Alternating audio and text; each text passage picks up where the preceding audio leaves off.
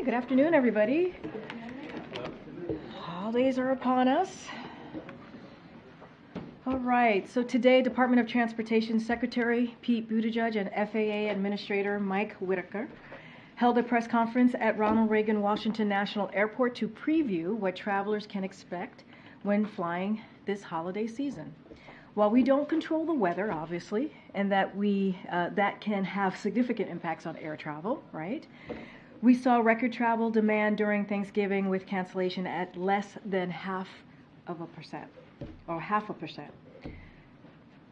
Cancellation rates are currently the lowest they've been since 2016, and ahead of holiday travel this week, we are keeping a close eye on the weather and have been pushing airlines to prepare for significant travel demand. We will continue to hold airlines accountable and protecting consumers. Just yesterday, as you all saw, the Department of Transportation announced that Southwest will pay $750 million in passenger relief and penalties for last year's holiday travel meltdown. That includes a $140 million penalty, the largest ever, and it also includes over $600 million in refunds and reimbursements for passengers that have already been paid. We also requiring that Southwest reserve $90 million to compensate future passengers whose flights are affected by controllable cancellation and delays. These historic steps send our message to airlines loud and clear. If you fail to take care of your passengers, you will be held accountable. And as you all know, the Admiral is here today to discuss actions that we are taking with our partners to combat threats posed by the Houthis in the Red Sea. With that, Admiral. Good afternoon. As Karine said, I think you know earlier this month, National Security Advisor Jake Sullivan announced that the United States would rally the international community to address the increasing threat posed by Houthi attacks on shipping in the Red Sea. Yesterday, less than 2 weeks since Jake was right here at this podium, the Department of Defense announced Operation Prosperity Guardian and the formation of an international coalition of countries to counter these threats. Now, ships and aircraft from multiple nations are and will continue to join the United States in conducting maritime surveillance and taking defensive action as appropriate to protect commercial ships from the threat posed by the Houthis. This operation is an important new multinational security initiative under the umbrella of Combined Maritime Forces and the leadership of its Task Force 153. And 153 is focused on the Red Sea specifically. From the beginning, we've said that this is an international challenge. It requires collective and international action. And we've been able to bring together now a number of partners, including the United Kingdom, Bahrain, Canada, France, Italy, the Netherlands, Norway, Seychelles, Spain, and even more, to address this challenge together. Also today, in a related fashion, the United States and the world's largest flag states for commercial vessels transiting the Red Sea also issued a joint statement condemning in the strongest terms the threats and the acts by the Houthis. This joint statement has 44 signatories, including NATO, the entire EU and G7, as well as Australia, Canada, Bahamas, Malta, New Zealand, Singapore, and Yemen. Secretary Austin also convened in the region a meeting with ministers, chiefs of defense, senior representatives from 43 countries, as well as the European Union and NATO to discuss what we're doing in response to this increased threat. Now, I think it's important to put it a little bit in perspective. Some 6 countries border the Red Sea. The Red Sea is a conduit for 10 to 15% of all global trade, 8% of global grain trade, and 12% of global seaborne oil trade. Of this total Red Sea trade, Greek, Chinese, Japanese, and German-owned vessels make up 40 to 50% of transits. All that underscores the dependence that these economies have around the world on the strategic trade. Bottom line is, these attacks have to stop. They need to stop. They're unacceptable. The United States, our allies and our partners, will do what we have to do to counter these threats and to protect these ships. And with that, we can take some questions. Has the administration thought about redesignating the Houthis as a terrorist organization? Yeah, we're actually conducting a review right now on whether that's the right course forward. We've talked about that. No decisions made right now. And when do you expect a decision on that? I don't have a timeline for you, but we are reviewing that designation as we speak. And one more question. There's some unnamed countries that are currently involved in the Red Sea initiative. Can you say more about why those countries don't want to be named? And is it a sign that countries don't want to be seen standing with the United States at this moment in the region?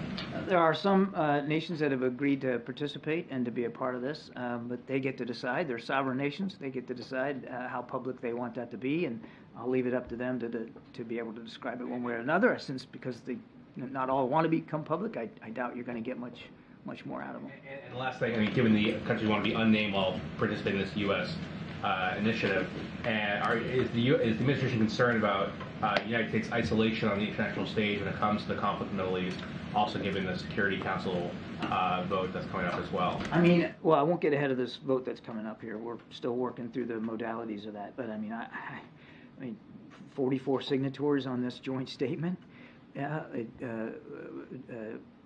Several nations now willing to join us publicly in this, and others that are willing to participate in this maritime coalition. It's hard to look at these things which the United States has driven forward, and say that we're somehow isolated on the world stage. In fact, I think what this shows is our convening power and how much American leadership matters on the world stage. Thank you, Admiral. And Karine, we've seen attacks on commercial ships involving 1 or 2 drones in the Red Sea, but the USS Carney took down 14 at one time over the weekend. Do we have any sense of what the Houthis were targeting? In the broad scope, Ed, as I mentioned in the opening statement, and the whole purpose of this Maritime Task Force is that they're targeting commercial shipping. I mean, heck, they've even said publicly. Usually it's 1 or 2. 14 at one time. Was that going to... They have ships? Largely focused their targeting on commercial ships. But, we haven't seen any specific targeting or intention to target naval vessels. But you can't, when a commanding officer is looking at something coming in, a drone or a missile, I mean, he or she has to make some oftentimes split-second decisions about perceiving what the threat is and taking them down. So you can't rule it out specifically. But when you're talking about these 14 drones, I mean, it's not unlike them to launch multiple at a time, and it's difficult to know when you're knocking them out of the air. It's difficult to know exactly what their intended target was. In general, and this is why we set up this task force, it is clear that the Houthis are, at the very least, conducting a concerted effort to go after merchant shipping in the Red Sea. So it was definitely shipping they were after, not maybe a place? Again, Ed, you can't be perfectly predictive. You can detect what the point of origin is. You can detect what it is that's being fired. You can get a sense of trajectory, altitude, speed, and make a determination about the perceived threat to your ship or other ships. I can't rule out that there weren't terrestrial targets that might have been at play here. But again, in general, what we're seeing consistently from the Houthis are attempts to target merchant shipping in the Red Sea, and it's backed up by their own statements about what they're trying to do. Real quick, on an unrelated matter, there are early reports that 2 Americans have been released in Venezuela. Do you have any comment or confirmation of that? I can't confirm those reports. I would just tell you that President Biden takes very, very seriously our obligations to get wrongfully detained Americans home, wherever they are overseas, and we work those issues very closely every single day.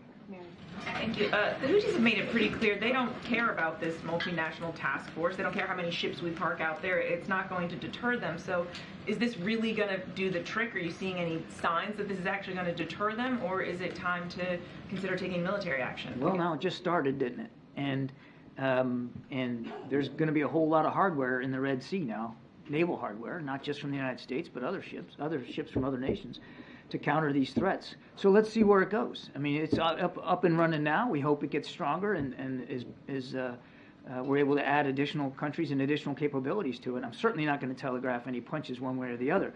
I'll say this, though. As I said in my opening statement, the attacks are unacceptable. We have national security interests at play in the region. There are international security interests at play in the region, including to the threat to shipping.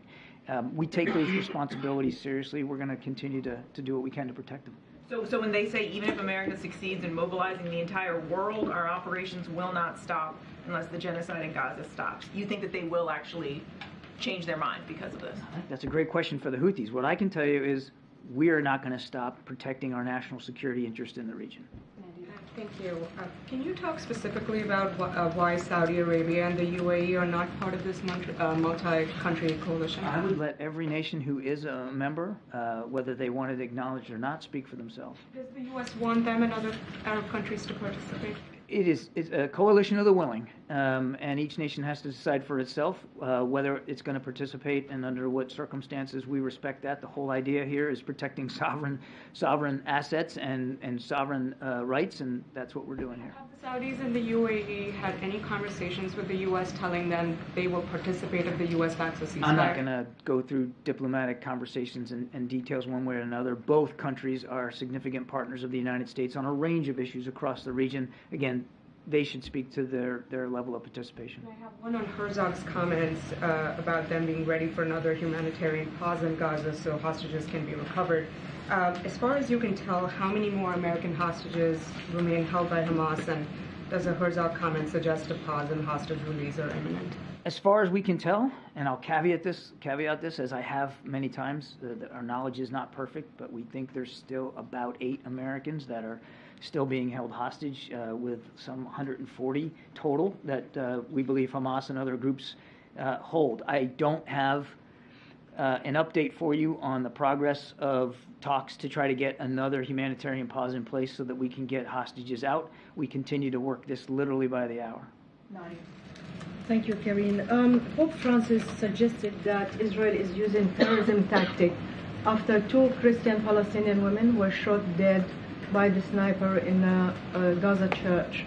Also, there is disturbing images emerging again of hundreds of people being rounded up by the Israeli army, and including a testimony by them saying that they're not connected to Hamas.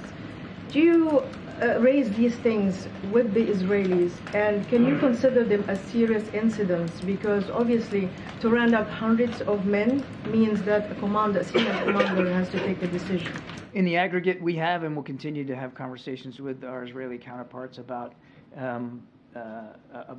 abiding by the law of armed conflict, about humane treatment of detainees and fighters who are taken off the battlefield.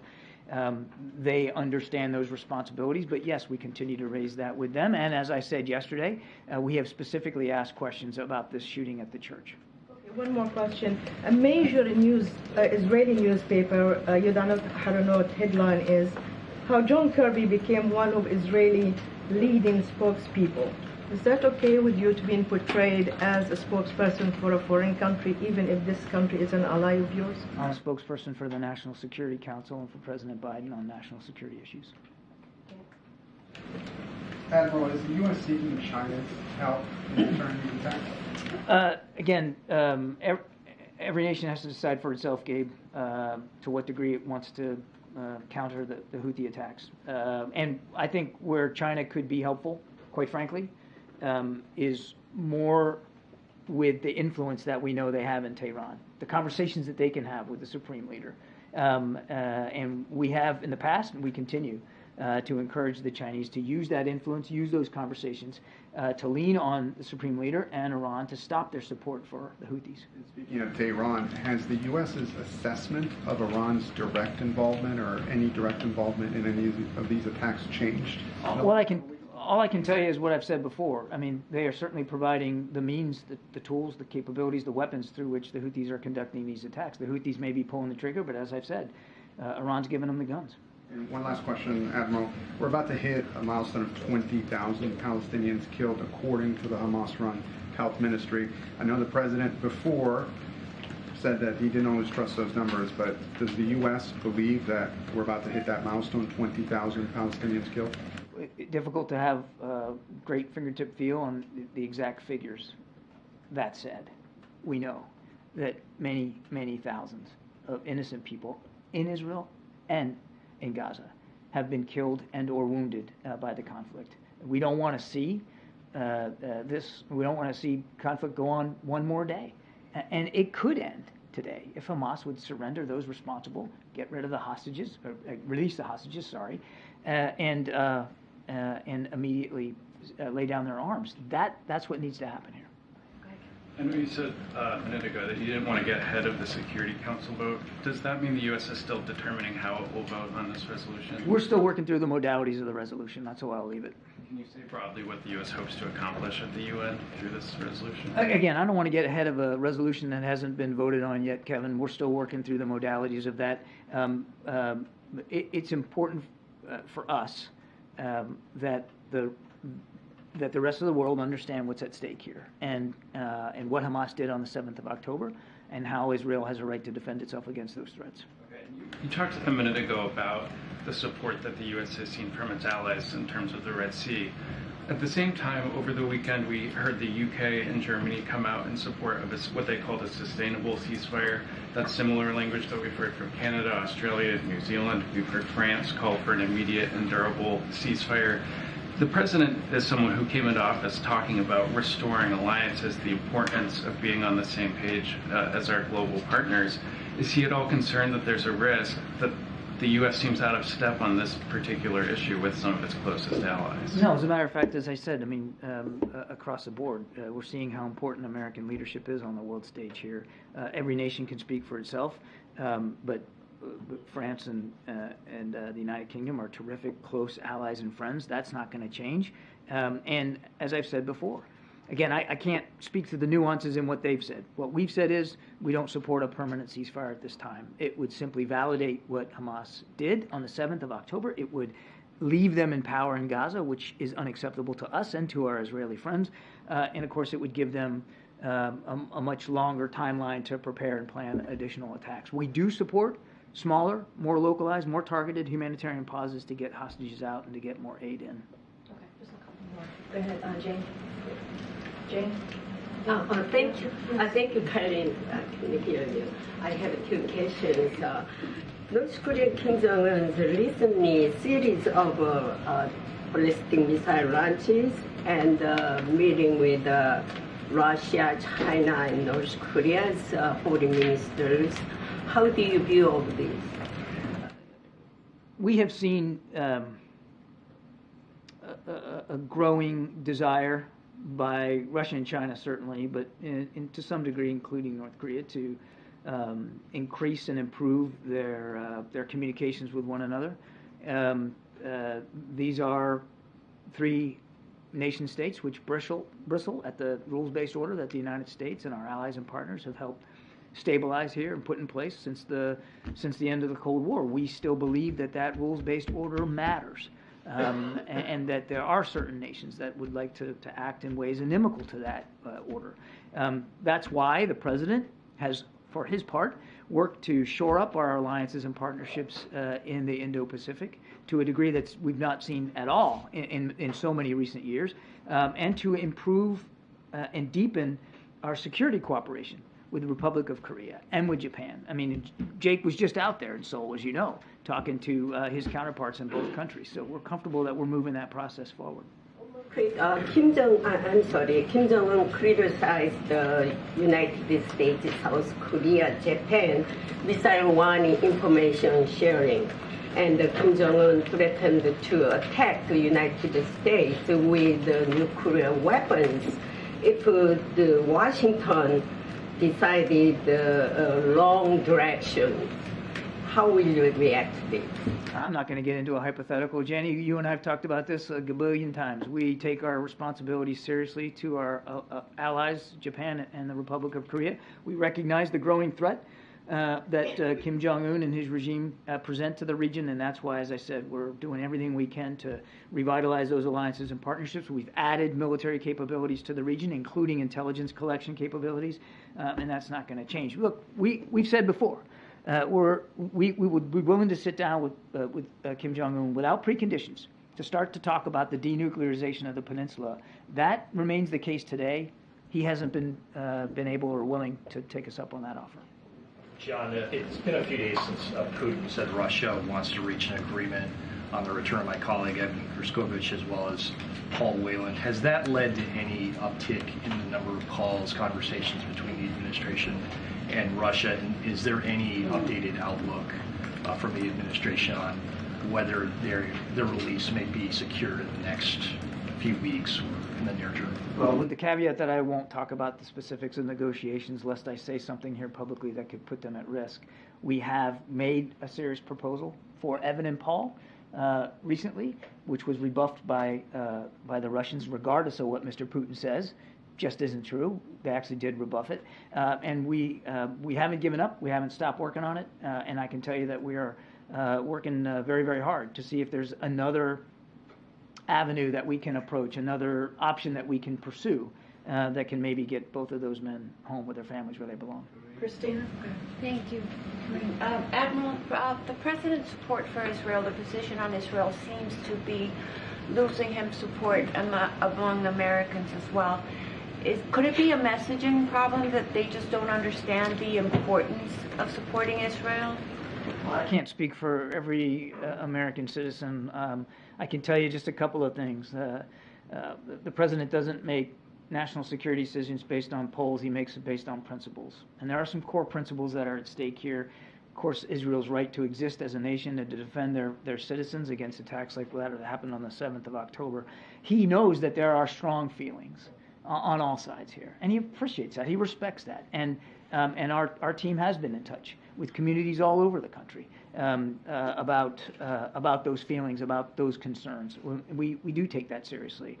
And that's why, in addition to making sure that we can help Israel defend itself, we are also leading the world in terms of trying to make life better for the people of Gaza right now. We are the country that has really led the effort to get additional humanitarian assistance in. Now, obviously, we have partners helping us, but I mean, it's the United States really pushing and convening those discussions to get humanitarian assistance in, and we continue to talk to our Israeli counterparts, as Secretary Austin did yesterday, as Jake did a few days ago in Tel Aviv, to be more careful, more cautious, more deliberate in the way that they are pursuing their military operations, particularly as they now gravitate more to the south. And they have been receptive to those messages, and as I've said many times, they have taken some actions to be more careful. Anita? Thank you so much. We've heard various proposals for international trusteeship in post-war Gaza, including one from former Prime Minister Ehud Olmert, who suggested, let me say this carefully, an international peacekeeping force drawn from NATO countries and overseen by the UN. How do you feel about that? How does the White House feel about that? Or would you rather see trusteeship under, Arab missions? I don't think we're at the stage right now where we can endorse one particular option or another. What we believe, as I've said before, is that whatever post-conflict Gaza looks like, it can't look like it did on the 6th of October with Hamas in control. We do believe that the Palestinian Authority can and should have a role here. But we also believe that the Palestinian Authority has some work to do in terms of revamping and revitalizing its own structures, its own organization, its own leadership approaches, so that it can be credibly involved in governance post-conflict. Do you have a preference for whose auspices they should do that under? Again, we're still working our way through the modalities of what that can look like, but we do believe that the Palestinian Authority can and should have a significant role in terms of what governance looks like in Gaza post-conflict. And then on this naval mission, how does the White House see the scope of it, and how do you keep this from metastasizing into a larger, wider conflict? It's going to be scaled to the threat, and right now there's an increasing threat by the Houthis in terms of drones and missile attacks on commercial shipping. So again, we're grateful for the countries that have signed up to support this. We'll see, it's just now getting started, so it's too soon for me to say that what its trajectory is going to be, whether it's going to get much bigger or need to get much smaller, or where it's going to, or how its operations are going to be conducted. But this is something that international navies know how to do and know how to work together to counter. So we'll see where it goes. But it is an important body of water, an international waterway for global commerce, and we have to, all of us, not just the United States, all of us have to take that responsibility seriously to keep that free flow of navigation. John, good afternoon. Shipping companies, including Maersk, are rerouting. They're not going anywhere near the Red Sea, as you know. How much do you anticipate that could interrupt the global supply chain? It's hard to say right now. These companies obviously have to make their own decisions based on the safety and security of their vessels and their crews, and we respect that. But I think it's just too soon to know what kind of impact it's actually going to have on the global economy. That's why, quite frankly, because we're trying to get ahead of the problem set here, that's why we're standing up this coalition and trying to flesh it out and be able to counter these threats so that transit through the Red Sea can be safer and more secure than it is right now. If a drone is coming at a merchant vessel, can Operation Prosperity Guardian protect that vessel from being struck? Is that even possible? Is your question, can we shoot down a drone that's headed towards a... They're not going to be, the convoys are spread out far apart, right? They're not going to be escorting them very close. Okay, so two things. Number one, yes, and we have. We've already disrupted threats to commercial ships that we've been able to detect and engage them in flight. So the first answer is yes.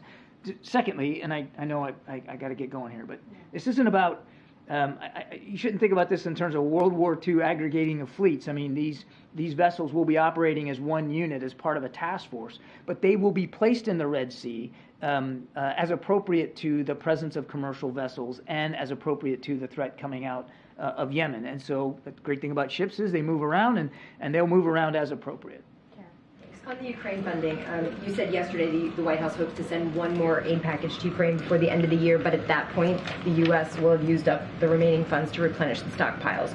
Should Ukraine plan for that to be the last package then before the end of this year, or is there any way to shift funding so that there could be something else if Congress doesn't act? We have one more security assistance package available to us before the end of this year, before we run out of replenishment authority to replenish the stocks and the inventories on DoD shelves. That's why it's so critical that Congress act on that supplemental funding. Could you tap into stockpiles and replenish later if Congress were to come through with the funding in January? As our OMB director, Shalonda Young, said, there's no magic pot of money here. I mean, that's why we need this supplemental. That's why we need this funding to support Ukraine going forward. And like I said, we got one more crack at this here before the end of the year, before that replenishment authority runs out. Okay, two more, James, and then Julie. Karine, thank you very much. And I have two quick yes or no's and then one more substantive question. First, on the Israel-Hamas conflict, has President Biden, through any means, conveyed to the Israeli government that a failure by that government to adhere to the prescriptions for the conduct and phasing of the war that U.S. officials have proffered to the Israeli government would be met with a withdrawal by the United States government of any of the money, weapons, or intelligence that we have been providing? The President's been crystal clear on this, James. We're going to continue to support Israel as they continue to fight against a violent and viable threat by Hamas. Second yes or no question, is President Biden committed to getting Lieutenant Alconis home to his family before Christmas? I think I want to be careful here. I don't get too much into what is still a legal process. So I think to be safe, I'm going to refer you to the Justice Department on his particular case. On the Ukraine conflict, I want to revisit the concerns that you have expressed from the podium about a burgeoning and active defense partnership between the DPRK and Russia. You've declassified satellite imagery and intelligence reporting to show that North Korea has, since the Ukraine conflict began, been supplying direct lethal materiel to the Kremlin. I wonder if, given the degree to which the DPRK is a client state of China, and federal estimates suggest that the DPRK receives more than 90% of its imports from China, whether it's really appropriate to speak of the DPRK having any kind of bilateral relationship with Russia. Rather, would it be more appropriate for us to say that this provision of direct lethal materiel by the DPRK to Russia is something which enjoys the blessing of the Chinese and indeed couldn't occur without it? Two things I'd say. One is, as deeply concerned as we are by the DPRK's actions on a range of fronts, they are a sovereign nation. They make sovereign decisions of their own. Number two, we have not seen any indication that the People's Republic of China have acted to directly provide lethal military capabilities to Russia. I think that's how I'd answer that. Okay, very, very quickly, because the Admiral actually has to go. I'll combine both the questions together. One, last week 21 Pakistani soldiers were killed by the weapons that were left in Afghanistan. Were those weapons left there? Was that a mistake, or was it left intentionally? And second, Pakistan Army Chief is here. He met several officials. Any expectations for Pakistan in future? Any expectations from Pakistan to play some different kind of roles in coming days? Pakistani Army Chief is here. He met several. I would refer you to the Defense Department on those discussions. Obviously, Pakistan remains a key partner in the region. They continue to face a viable terrorism threat across that border, and I'm sure that our Defense Department colleagues will have more to say on that. I haven't seen the reporting on these to verify what you've said about weapons left in Afghanistan, participate or being used to. 21 soldiers that were killed in Pakistan, the weapons that the Taliban used were the weapons that the U.S. left in Afghanistan, the goggles. I haven't seen those reports, but let me remind you, please, take the opportunity to remind you, we didn't just leave a bunch of weapons in Afghanistan. This is a fallacy. This is a farce. What we did over the course of our 20 years in Afghanistan, of course, with congressional approval and consultations, was armed and helped equip the Afghan National Security Forces.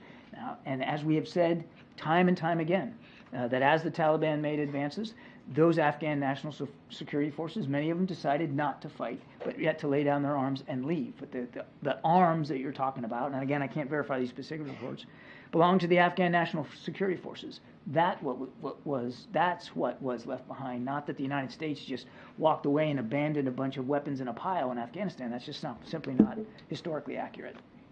Thanks, everybody. All right. Thanks, Admiral. Chris? Question on the new immigration law in Texas. Does White House have any thoughts on that law? And there appears to be some litigation that's starting over the law as well. So, look, this is an extreme law that will not and does not make the communities in Texas safer. It just doesn't. And I think to add to that is that it is very much in line with what Republicans, many Republicans, like to do or tend to do, which is demonize immigrants and also dehumanize immigrants. This is part of this. And so this is not who we are as a country. This is not who we should be as a country. Communities should not be individually targeted and put into harm's way. And this is what we're seeing. Again, this is something that Governor Abbott has done over and over again. There are plenty of examples that I've listed out from here before, whether it's leaving migrants in the side of the road in the middle of winter, installed razor wire near the border, making it more dangerous for Border Patrol to do their jobs, and placed bayous in the river, making it harder for Border Patrol to do their jobs as well. So this is certainly extreme as we see it, and it is incredibly unfortunate, but this is what we see from particular Republicans trying to dehumanize a group of people who are coming here, or some of them trying to migrate here, and they're putting them in harm's way. And can you talk to negotiations of the supplemental? Obviously, migration is an important part of that. Where are we at on that? So look, the president has been very clear that he wants to make sure that we come to a bipartisan agreement on this issue, and that border security obviously is important, and we need to figure this out in a bipartisan way. And so he's encouraged by the discussions that we've been seeing. There is progress that is happening, and the president also believes that we need to fix immigration. Right? This is why on his first day in office he put forth a comprehensive immigration legislation, and he took this very seriously. That's why he put forth a supplemental plan, right? That had part of it is adding certainly more law enforcement to the border, right? Making sure that we're taking additional actions. That's why he put forth that supplemental, that emergency supplemental. So he thinks it's really important. We think that we're headed in the right direction. We are encouraged by the discussions that are happening on the Hill, and so we want to make sure we get to a bipartisan agreement on this. Okay. On the Texas immigration law, the ACLU has already filed a lawsuit. Does the president support the government also taking legal action here? So the Department of Justice, they're going to decide whether they're going to file a lawsuit here. Certainly, I'm not going to get ahead of that. In 2012, the Supreme Court upheld the rule that the federal government, not individual states, have the authority to decide who gets into the country. But this is now obviously a more conservative court. I mean, are you concerned that the position may now be changed, that a conservative court could use this to revisit?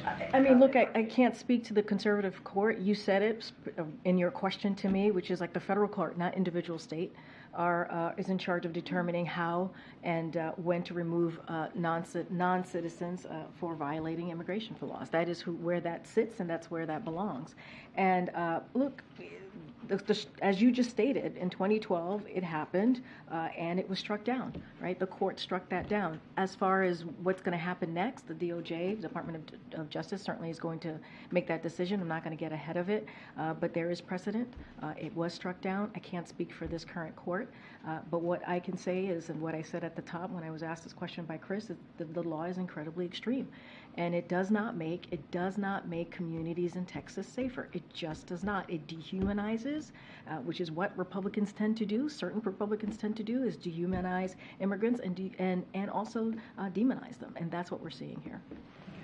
Thank you, Karine. Quick question on the U.S. steel acquisition. Several lawmakers, including John Fetterman, have come out now against the U.S. steel acquisition by Japan's Nippon Steel. Just wondering how the White House views this proposed deal, and do you have any concerns around market consolidation or national security? So given this could potentially be a regulatory review, I'm not going to speak to any specifics of this transaction, so I'm going to be very careful. But what I can do is speak about it more broadly. And one of the things that I can share that the President believes is that steelworkers' commitment to protecting American manufacturing that supports family, sustaining union jobs, that is something that the President supports. That is something that the President certainly shares with steelworkers. But I'm going to be super mindful and certainly not comment on the review. And I'll also say that the President is committed to competition because he knows competition means lower costs for consumers and higher wages for workers. That's incredibly important, but going to be really careful on not saying too much, again, because this might be under regulatory review. And a quick one on the Vice President's abortion tour. She's starting the tour in Wisconsin in January. Is this tour primarily going to focus on battleground states? And also wanted to know if the President at any point will be joining her? So your last question first. I don't have any plans or announcement to make this time on the President's plans, but certainly we'll have more to come. As to the Vice Presidents and where she's going to be going, there'll be certainly more to share. I'll share a couple of things more broadly. As you just stated, she's going to kick off a nationwide reproductive freedoms tour to continue fighting back against extreme attacks on reproductive care. She will hit the road in states across the country, bring together thousands of people, and discuss the harm caused by extreme abortion bans while sharing stories of those who have been impacted. The tour, as reported, it's going to be kicked off in an event in Wisconsin on January 22nd, which is, as I'm sure you all are following, is the 51st anniversary of Roe v. Wade. And since Roe v. Wade was overturned, Republican elected officials have imposed dangerous abortion bans that put the health of women in jeopardy. As we've heard stories over and over again, force women to travel out of state for care and threaten to criminalize doctors. So the President and the Vice President are going to continue to show their fight to protect women's right to make a decision on their own health care. And that decision, as we all know, is incredibly difficult. Those types of health care decisions that women have to make is incredibly difficult. And it should be something that they decide along with their family and their doctors. It should not be decided by politicians.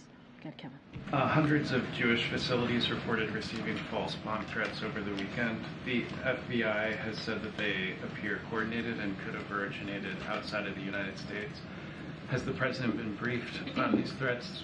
Can we expect to hear from him at any point on them? And what is the White House's current understanding of where this could have come from? So, Kevin, thanks for the question. I think it's important, obviously, for Americans and the Jewish community to hear directly from us about this. We are closely tracking hundreds of emailed bomb threats to Jewish synagogues, schools, and other institutions over the weekend. Local and federal law enforcement are investigating each and every one of them. The President has been very clear, and I've said this many times right here at this podium, anti-Semitism, threats of intimidation or violence of any kind is unacceptable. It is dangerous, and there is no place of that type of threat or any threats of violence in America. The President and the entire administration are committed. We are committed to doing everything possible to ensure the safety of religious communities. Anything specific about these threats, as I mentioned, certainly looking at each one of them, I would have to refer you to the FBI or the local government. What was the President briefed specifically on? The President is aware of these threats, and obviously we will do everything that we can to ensure that that communities, the Jewish community specifically, as these threats are being targeted at feel safe. Religious communities more broadly obviously feel safe, and so this is certainly this type of this anti-Semitism and hate is unacceptable, and we will continue to be loud and clear about that. And can we expect to hear from the president? I just don't have anything to share specifically about the president making an announcement or speaking to this directly. The FBI obviously is on top of this, working with local government. We have been very clear and steadfast and about this, about the type of hate that we're seeing against the Jewish community, and we've spoken out against hate on any community, and we have said there's no place in America for any type of violence, and certainly people should feel safe to be able to be in a synagogue or any religious community should be safe. Okay, Michael. Given the president's strong Catholic faith, what was his reaction to yesterday's announcement by the Vatican that priests can now bless same-sex unions? So I'll say this, the president, along with many Catholics around the world, welcomed a declaration from the Vatican, done with the approval of Pope Francis, that allows for the blessing of same-sex couples, and certainly anything specific we would have to refer you to the church, but obviously we welcome the step in the church ministry to the LGBTQ people. Okay, Emily. I have two questions, but they're tied together. With the holidays coming up, which members of the Biden family will be spending Christmas with the President and the First Lady? And then I noticed today when the President arrived on Marine One that Hunter Biden and his son Beau were also on the helicopter with them. The White House provides to the public a list of staffers who travel with the President. Why don't they provide a list of the family members that travel with the President on these government-funded? I have to double check to see if that is indeed correct, because I did ask about that. So let me just double check. Look, I'll say this more broadly. Obviously, you've seen the president with his family these past couple of days, and I think you know why. They were observing a very somber anniversary for them, and so I'm not going to add anything more to that. But this was obviously a somber moment in the family, and so they were certainly together to acknowledge and take part in that anniversary. So we just want to be really sensitive to that and make that very, very clear. And don't have anything to add about the family. Obviously, the president is very close to his family as it relates to the holidays. He spends, obviously, every holiday with his family, mostly every holiday with his family. I just don't have a list of names to share with you at this time. Okay, JJ. I have a question about Apple, but just to follow up on Nandita's question about U.S. Steel, you said something about regulatory review potential for that. So it sounds like there's some expectation of potentially. Review? I'm not going to get into. I'm not. There's potential for regulatory review. This is a transaction, as you know, so I'm just going to be super mindful and I just want to be careful. Okay. The president has been briefed on the sale of U.S. Steel. The president is aware. Okay. And then on Apple, on the ruling that some Apple Watches violate another company's patent, Apple's going to have to pull some of these models from the shelves, and there's some questions about whether the Biden administration will intervene. Can you say if there is some consideration about vetoing this ban by the International Trade Commission? So we're tracking this case in the December 25th deadline. As you know, USTR has the president's delegated authority to make these determinations, and Ambassador Tai is obviously carefully considering all of the factors in this case. So I don't want to get ahead of any decisions that may come out of USTR, but she certainly has the authority to decide. Go ahead. On immigration again, you said the president's encouraged by the ongoing talks. Has he had any direct engagement with the bipartisan negotiating team? So don't have any readout for you at this time, Ed, but what I can say is the president certainly has been in regular touch with congressional members. You know, he has relationships with some of them, having been the former vice president, obviously a former senator. Just don't have anything to read out on specific conversations. So he's been in touch with folks on the Hill. There's been criticism from the left and the right that the White House could have gotten involved on this specific issue of border security and immigration sooner, and not as actively as it has in the last 10 days. What's the response of the White House to that? Well, look, as far as timing and engagement, Look, the president has taken this very seriously. You've heard me say this over and over and over again, ad nauseum probably, on the first day of this administration. Almost 3 years ago, the president put forth a comprehensive immigration proposal. That's how serious he took it. And 3 years, Congress did not act. They did not act on this. And so, and now here we are. The president put forth an emergency supplemental obviously proposal to deal not just with Ukraine and Israel, but obviously the border as well.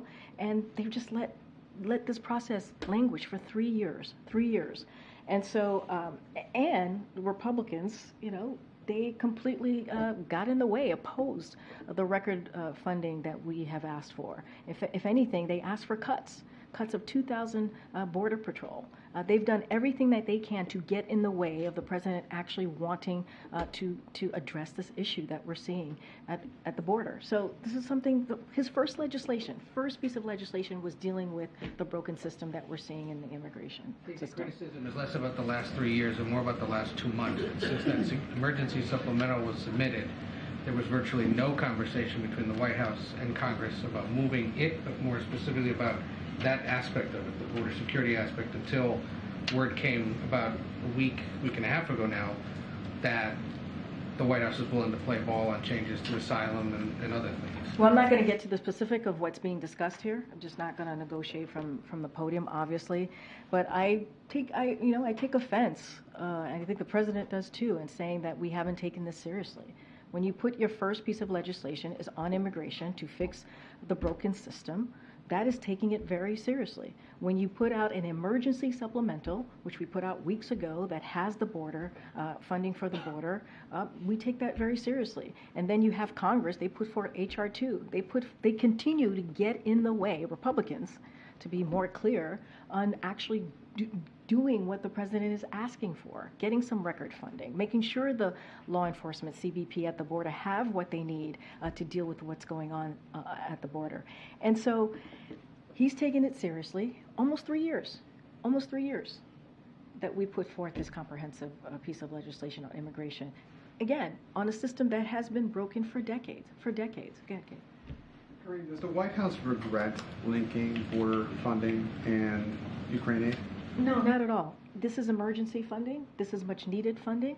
Let's not forget, this is a president, what he's asking for is dealing with America's national security as well, what he believes is important as a leader. So these things are, he put it forward because they're important, they're emergency needs, and so the president is always going to do what's best for the American people, but also our national security. And Karine, as this debate over money plays out in Washington, over the weekend in Chicago, a 5-year-old boy who was living in a migrant shelter died. His name was Jean Carlos Martinez. What would the White House say to his family? That's devastating. A child dying, anyone dying, is devastating. Devastating. As someone who's a mom myself, that is, when you hear stories like that, it is heart-wrenching. And I know that the president feels the same way.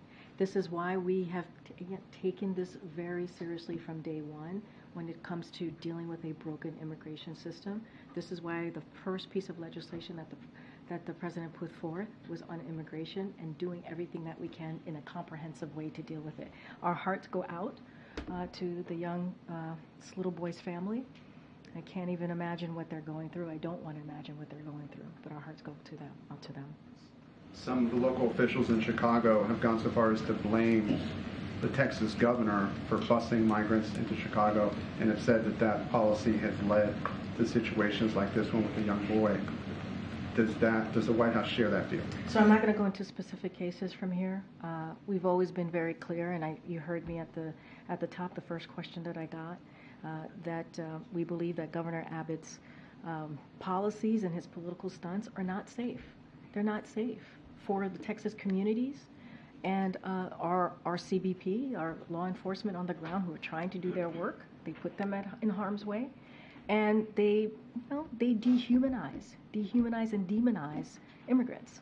That's what his political stunts do. I'm certainly not going to get into every specific case, but we've been very clear that what he's doing doesn't actually help. Go ahead. I saw that Katie Porter, Congresswoman Katie Porter, has shifted her position and recently called for a ceasefire. Is there a concern that Democratic members of Congress, most of them who have been standing with President Biden's stance on this, are moving away from what the White House has said? Is that a concern that the White House has? Look, the president's been very clear. You've heard Admiral Kirby. You've heard from Jake Sullivan. You've heard from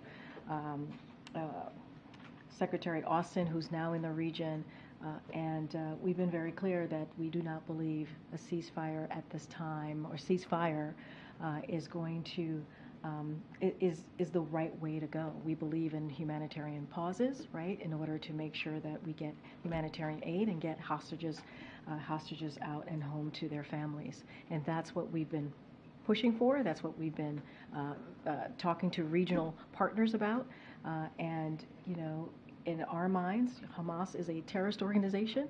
It's not even in our minds; that is a fact. And if we do a ceasefire, it does not take away the harm that Israel is going to be in. And so that's kind of where we've been, and we've been pretty clear about that. Jackie. Will the White House announce Hunter Biden's presence on Marine One moving forward? That's something that we've never done. This is the family. The family gets to travel with the president, and that's been the case with every other president. And so it's not something that we have done or we would be doing moving forward. The reason I ask is just the legal trouble he's facing. Leaving him off the list would appear to sound like an effort to conceal him. And I guess the question that it begs is, why does the president think it's appropriate that taxpayer dollars should be used to fly him around when he's been indicted and justified a congressional subpoena? So I would refer you to Hunter's personal representatives as it relates to any questions about the legal affairs. But as you know, as it relates to the past couple of days, as I just stated to your colleague, is that the president and their family were obviously it was a somber anniversary that they were recognizing, and so you could imagine what that is like for them. And I'll say lastly, and I've said this many times before, the president and the first lady love their son very, very much. But as it relates to anything in regards to his legal affairs, I would have to certainly refer you to his representatives. I just don't have anything else to add on that. And real quickly on Bidenomics, the White House is trying to sell this Bidenomics message heading into the election year. But we have a new Fox poll, and it shows that nearly half of voters, 46%, say the administration's policies have hurt them. And voters don't see the economy getting any better. They're twice as likely to see it getting worse next year. Why is that? So I'll say this, and we've talked about this many times, right? The last few years have been challenging for the American people. We know that. Coming out of the pandemic, when the president walked into this administration, the economy was in a tailspin. It was. And so the president did everything that he can to make sure that we get this economy back on track. And we understand that Americans, feel like things are still unaffordable. We get that. And that is something that the president has said himself very recently. And that's why he's going to continue. When it comes to, that's why the Inflation Reduction Act is so important. Matter of fact, no Republican voted on that act. If anything, they're trying to repeal some really important provisions that deals with lowering the prescription drugs, right? That deals with lowering health care, that deals with lowering energy costs. And so that is something that the president signed, and only Democrats voted for it. No Republicans did, and it's going to help the American people. And so there are historical actions that this president has taken that has shown, the data shows, that the economy is in a better place. But we understand that Americans don't feel it right now. That's why we're going to continue to talk about junk fees, making sure that that is something that we deal with, right? Making sure that we're beating Big Pharma and lowering drug costs for Americans. So there are ways that we're going to continue to make sure that the number one thing when it comes to Bidenomics that the president deals with, lowering cost, we're going to put that front and center. Matter of fact, the president's going to be in Milwaukee, Wisconsin tomorrow. You'll hear directly from him. He'll talk about Bidenomics. He'll talk about how small businesses is at the pillar of Bidenomics and how important it is. We have seen record application, more than 14 million applications for people wanting to start a small business. And that is because Bidenomics is indeed working. Thanks, everybody.